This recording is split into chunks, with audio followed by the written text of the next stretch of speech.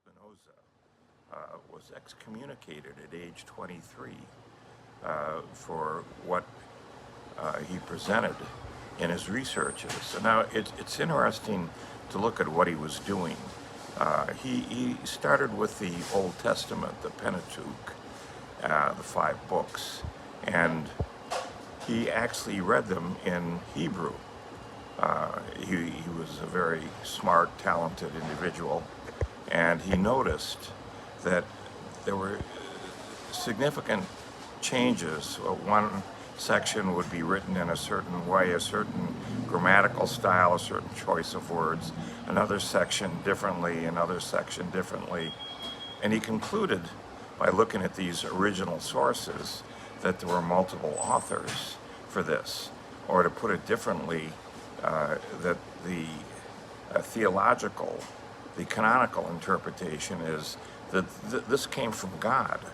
But in fact, what he saw was it came from multiple human authors. Now, how in the world could this be? Well, there's a simple explanation. In 586, the Persians destroyed the temple in Jerusalem. They destroyed it and they scattered the Jews. Many Jews went to Babylon. And now the Jews are sitting in Babylon and they've got nothing. So different groups of them start to get together and they say, well, I've got this piece of scripture, I've got that piece of scripture. And they start to piece them all together to come up with the Pentateuch. Now they use this as an opportunity to also minimize the role of the divine feminine in what was going on.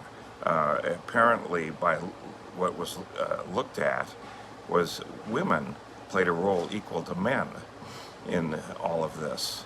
And in fact, some women were incredible in their spirituality and what they offered.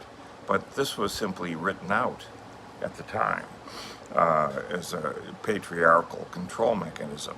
The idea was that you would be forced to go to the rabbi to understand everything, rather than you yourself making your own mind up by looking at primary sources. And so it goes. And it's really the methodology of Spinoza that's incredible. And that's why it was so dangerous. It's the truth shall free you.